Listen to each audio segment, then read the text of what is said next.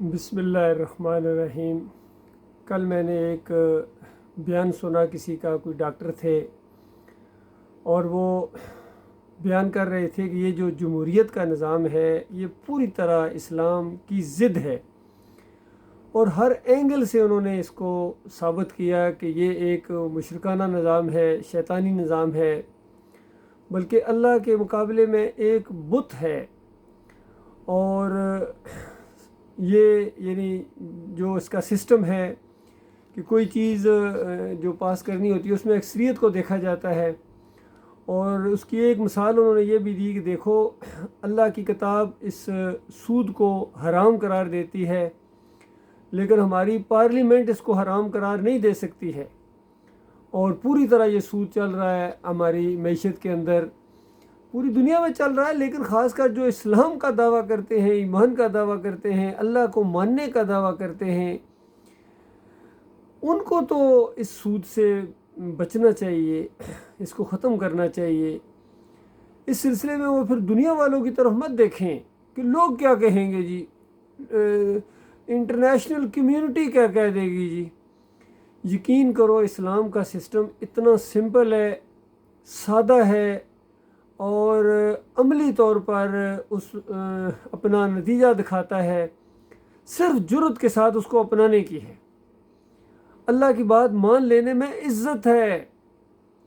اور اللہ کی بات ماننے کی وجہ سے اگر دنیا کا بڑے سے بڑا تمہیں نقصان ہو جاتا ہے، حتیٰ کہ جان تمہاری چلی جاتی ہے، تو یقین کرو اس سے بڑی تمہاری خوش قسمتی کوئی نہیں ہے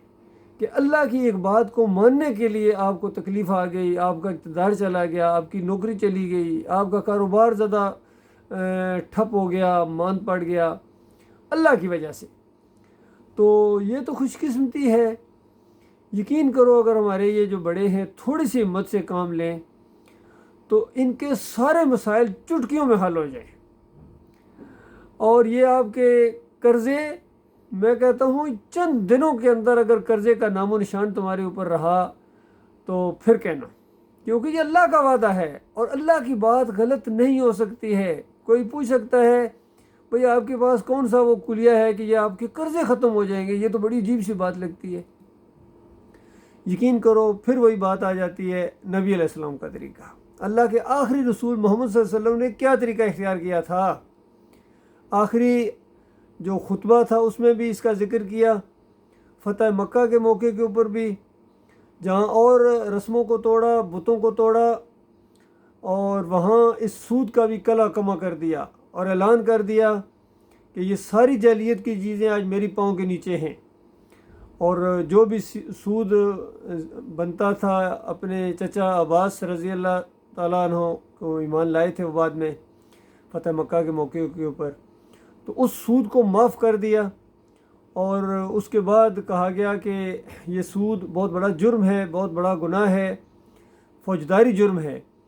اور جو اس سے باز نہیں آئیں گے ان کا اللہ اور اللہ کے رسول کے خلاف اعلان جنگ ہے۔ تو جب اللہ کا حکم آ گیا تو پھر دنیا والوں کی طرف نہیں دیکھا جاتا ہے۔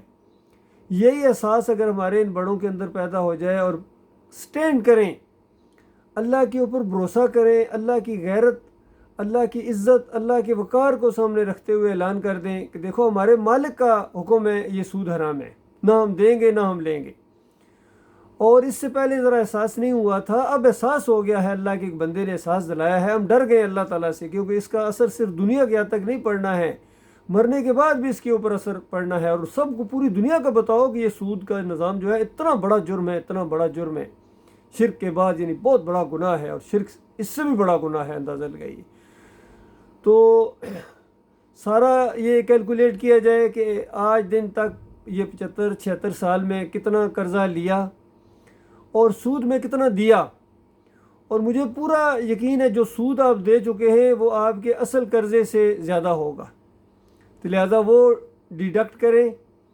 اور ہو سکتا ہے آئی ایم ایف سے آپ کو پیسے لینے پڑیں، اور ان کو کہہ دو کہ یہ آپ نے دینے ہیں،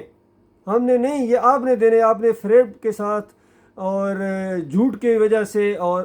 اپنے اور ہمارے مالک کی نافرمانی کی وجہ سے تم نے ہمارے اوپر یہ معاملہ کر دیا ہے، تم اس سسٹم کو ختم کرو، اور ہم ایک فلز، ایک پیسہ، ایک پائی تمہیں سود دینے کے لیے تیار نہیں ہیں۔ باقی اگر کچھ ہمیں دینا پڑ گیا یعنی وہ سود نکال کے، تو وہ انشاءاللہ ہم پے کریں گے، اس کے آپ ذمہ داری لے لیں، وہ بہت تھوڑا ہوگا، بہت تھوڑا ہوگا، اور زیادہ یقین یہی ہے کہ آپ کو لینے پڑیں گے، اور پھر اس کے بعد اعلان کر دو کہ جو سود کو نہیں چھوڑتا ہے، اور اگر وہ مسلمان بھی ہونے کا وہ دعویٰ کرتا ہے، کوئی اسلامی ملک کہلاتا ہے، تو وہ اسلامی اب نہیں ہے، وہ خالص اب شیطانی ہے جو سود کو نہیں چھوڑتا ہے۔ اور پھر اس کے بعد یقین کرو تھوڑا بہت ریئیکشن تو ہوگا، لیکن وہ بالکل معمولی ریئیکشن ہوگا، یقین کیجئے۔ کوئی بندہ آپ کے سامنے کھڑا نہیں ہو سکے گا، کوئی قوم آپ کے سامنے کھڑی نہیں ہو سکے گی۔ پھر ہندو اس انداز سے نہیں آپ کو ڈراوے دے گا، ہر دوسرے دن ان کا کوئی بیان دے دیتا، اور ایسے لگتا ہے جیسے آگے گاجر مولی پڑی ہوئی ہے۔ اس طریقے سے یہ ڈرپوک قوم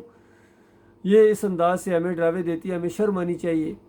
جارحانہ انداز پھر ہم رکھیں گے جب اللہ آپ کے ساتھ ہوگا، کیونکہ اللہ کا حکم ہے کہ اس دین کو پہلے خود اختیار کرو اور اس کے بعد دوسروں کو اس کی دعوت دو۔ مانتے ہیں تو ٹھیک ہے، ہمارے دینی بھائی ہیں، اور اگر نہیں مانتے ہیں تو پھر جزیہ دے کے زندگی بسر کریں گے، پھر وہ دندناتے نہیں پھریں گے۔ اور اگر جزیہ بھی دینا منظور نہیں ہے، اسلام بھی قبول کرنا منظور نہیں ہے، تو پھر سیدھے ہو جاؤ، پھر توپیں، میزائل اور ایٹم بم فیصلہ کرے گا۔ اس انداز سے جو مرضی دکھاؤ اللہ کے بندو۔ میں سب بھائیوں سے کہتا ہوں، یہ کھوکھلے نعروں سے کچھ نہیں ہوتا ہے۔ میں اپنے فوج سے، میں خود فوجی افسر ہوں، ایک ذمہ داری کے ساتھ یہ بات کر رہا ہوں۔ 7 پنجاب ریجمنٹ میری یونٹ ہے، اور جنرل آصف منیر سے میری گزارش ہے کہ آپ تو حافظ قرآن ہیں، آپ کو تو یہ بات میرے سے پہلے ماننی چاہیے تھی، اور پہلے صفحے کے اوپر جو چیز لکھی ہوئی ہے، اللہ کی حمد و ثنا، پھر ایاک نعبد و ایاک نستعین، اے اللہ تیری عبادت کرتے ہیں، تجھ سے مدد مانگتے ہیں، اس معاملے میں اللہ سے مدد مانگو، اللہ آپ کے ساتھ ہوگا تو پھر تمہیں کوئی مغلوب نہیں کر سکتا ہے۔ اور سارے شرک کی جتنی یہ قسمیں ہیں، ان کا سب کا کلا کما کر دو۔ اور یہ سارے بت ہیں۔ اس ڈاکٹر نے ایک یہ بات بھی بڑی اچھی کی، اس نے کہا بر صغیر کے اندر اتنی بت پرستی ہے، ان کے دماغوں کے اندر بت پرستی چلی گئی ہے۔ اور میں کہتا ہوں جس طرح بنی اسرائیل کے دماغوں اور دلوں کے اندر بچھڑا چلا گیا تھا، اس طرح بر صغیر کے اندر، یہ چاہے بنگلہ دیش ہو، انڈیا ہو، پاکستان ہو، افغانستان ہو، یہ جو خطہ ہے اس کے اندر بت پرستی ہے، ہر طرف بت پرستی ہے، یاد رکھو۔ ان کے اکابرین ان کے بت ہیں، ان کے مولوی ان کے بت ہیں، ان کے پیر ان کے بت ہیں، تعویذ گنڈا ان کے لیے بت پرستی کی حیثیت اختیار کر گئے۔ مزار، گنبد، عرس، میلے، واسطے، وسیلے، بذات خود جمہوریت ایک بت ہے، تو اس بت کو توڑو اللہ کے بندوں۔ یہ ایک آپشنل چیز نہیں ہے کہ چلو جی چلنے دو، تو چلنے دو کے بعد کیا ہے؟ جو مرتا جائے گا آگ میں، جو کتنی ایکسٹینشن لوگے؟ 1000 سال اور جی لو، 1000 سال کے بعد کیا 10,000 سال بھی جی لو، اگر اس ایمان عقیدے کی طرف نہیں آؤ گے تو جب بھی مرو گے آگ میں جاؤ گے، ہمیشہ کی آگ اور خون اور پیپ کی وادیوں کے اندر تمہیں وہاں رہنا پڑے گا، اپنے علماء سمیت، اپنے لیڈروں سمیت، سیاسی لیڈروں سمیت، عسکری لیڈروں سمیت، اور جتنے بھی تمہیں اس ایمان اور عقیدے سے ہٹا کر شرک کی طرف لے جا رہے ہیں، ان سب کے اوپر بہت بڑی ذمہ داری ہے۔ ہمارے جج صاحبان ہوں، ہمارے افسران ہوں، ہمارے یہ سیاسی لیڈر ہوں، یا علماء جو ہوں، فضل الرحمان ہیں، طارق جمیل ہیں، طاہر القادری ہیں، جتنے بھی ہیں، یہ کوئی ایمان کی بات نہیں کرتے ہیں، اور ایاک نعبد و ایاک نستعین سے آغاز کرنے کے بعد عمران خان بھی جا کے گن شکر جا کے سجدہ ریز ہو جاتے ہیں۔ اور اندازہ لگائیے یہ اسلامی ملک ہے، وہاں جنتی دروازہ اندازہ لگائیے، باب الجنت اس کے اوپر لکھا ہوا ہے، اس جہنمی دروازے کو جنتی دروازہ کہا جا رہا ہے، اور اس کے اندر سے ہمارے عمران خان بھی گزرے ہیں اور بڑے بڑے علماء گزرتے ہیں۔ اللہ کے بندو، یہ ایمان تم نے سیکھا ہے کتابوں میں؟ یہ کہاں پڑھا ہے؟ کہ یہ کس نے تمہیں دین سکھایا ہے؟ کیا نبی علیہ السلام نے کوئی جنتی دروازہ، حالانکہ اللہ کے سچے رسول، اللہ کے آخری رسول، انہوں نے اس انداز سے کوئی چیز نہیں کی ہے، اور یہ جھوٹے کذاب لوگوں نے آپ کے سامنے اس طرح کفر و شرک رکھ دیا ہے، اور اس کو مان رہے ہو، اس کو توڑو۔ اسی طرح دوسرے یہ جو مزاروں کے اوپر سونے کے دروازے لگے ہیں، سب یہ بیت المال میں جمع کرو، اور جتنے انہوں نے بیت المال سے خیانت کی ہے، کوئی کاریں لے رہا ہے، کوئی گھڑیاں لے رہا ہے، یہ تمہارے باپ کا مال ہے۔ قوم کے مال کو اس طرح تم نے اپنا مال سمجھا ہوا ہے۔ کوئی دوسرے ملک میں اگر کوئی ہمارا لیڈر جاتا ہے، یا پرائم منسٹر ہوتا ہے، صدر ہوتا ہے، یا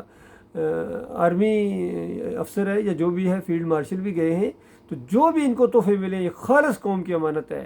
اس کے اوپر ذرا برابر آپ کا کوئی حق نہیں ہے، پیسے دے کے بھی خریدنے کا آپ کو کوئی حق نہیں ہے، خالص قوم کی امانت ہے۔ اور اس کیس کو یہ جو عمران خان کے اوپر ہے اس کو بنیاد بنا کے یہ سارے آئندہ کے لیے اس سے پہلے جو ہوا وہ اللہ سے معافی مانگیں اور جو کچھ جس کے پاس ہے وہ سارا بیت المال میں جمع کریں. اس انداز سے جب بات آگے آئے گی اللہ کے بندوں پھر تمہیں پتہ چلے گا ایمان خالص کیا چیز ہوتی ہے, توحید کیا چیز ہوتی ہے. دنیا میں بھی اللہ تعالیٰ تمہیں عزت دے گا اور مرنے کے بعد بادشاہی جنت کی بادشاہی کا تاج پہنو گے. چاہے آج جھونپڑی کے مالک ہو یا آج 10 شہروں میں 10 کوٹھیاں ہیں, 10 بنگلے ہیں, دبئی میں بھی آپ کے فلیٹس ہیں اور وہاں انگلینڈ میں بھی. تو آپ جب جنت میں داخل ہوں گے تو یہ آپ کو مل کر معمولی مچھر کے پر سے بھی کم یہ چیزیں لگیں گی. ایسے ایسے وہاں جنت میں اللہ تعالیٰ نے 60 میل اونچے جو ہیں بڑے بڑے وہ محل اور ویلاز اور ایسے ایسے اللہ نے تیار کر رکھے جن کے مقابلے میں یہ برج دبئی اور پتہ نہیں جدہ ٹاور یہ تو کوئی حیثیت ہی نہیں رکھتے ہیں اللہ کے بندوں. یہ ان مومنوں کے لیے. ایمان لاؤ, ایمان کی طرف آؤ اللہ کے بندوں. اگر ایک دفعہ یہ ہاتھ سے موقع نکل گیا, تم نے ایمان نہ مانا اور اس کو رد کر دیا, اس کا ساتھ نہ دیا, کیونکہ یہ توحید کی دعوت اٹھی ہے, رد شرک کی دعوت اٹھی ہے, کفر بالطاغوت کی دعوت اٹھی ہے, اور ان سارے طاغوتوں کا, ان سارے بتوں کا انکار کرو. بت پرستی کا خاتمہ ہوگا, پھر پاک سرزمین کہتے ہوئے آپ کو اچھا لگے گا, اور پھر یہ بات بڑھتی جائے گی. انشاءاللہ انڈیا بھی پاک سرزمین بنے گی, بنگلہ دیش بھی اور افغانستان بھی. اور پھر وہ جو کسی نے کہا کہ چین و عرب ہمارا, ہندوستان ہمارا, مسلم ہے ہم وطن ہے سارا جہاں ہمارا. سارے بھائی بھائی بن جائیں گے اور یہ آپس میں لڑائیاں یا آپس میں نفرتیں یہ ساری ختم ہو جائیں گی اس ایک بنیاد کے اوپر, لا الہ الا اللہ محمد رسول اللہ. نہ کوئی صلیب کا پجاری ہوگا, نہ کوئی انبیاء کو اللہ کا بیٹا مانے گا, نہ مورتی کو پوجا جائے گا, نہ گائے کو پوجا جائے گا, نہ گھوڑے کو پوجا جائے گا, نہ مزار کو پوجا جائے گا, نہ پیروں کو پوجا جائے گا, نہ پنڈتوں کو پوجا جائے گا. ایک اللہ کی بندگی ہوگی اور وہ اوپر والا پوری طرح پتہ چل جائے گا کہ وہ واقعی اوپر والا ہے. پھر یہ نیچے والے سارے گراؤنڈ ہو جائیں گے. یہ معاملہ ہے میرے پیارے بھائیوں. بات تھوڑی لمبی بھی ہو گئی ہے اور تھوڑی سی تلخ بھی ہے, لیکن اللہ جانتا ہے یہ بالکل حق بات میں آپ کے سامنے لا رہا ہوں. اس بات کو مانے بغیر نہ تمہیں دنیا میں عزت ملے گی اور نہ تمہیں آخرت میں عزت ملے گی. اور یہ بات مانو گے اللہ دنیا میں بھی آپ کو عزت دے گا اور آخرت میں بھی اللہ کا وعدہ بالکل سچا ہے.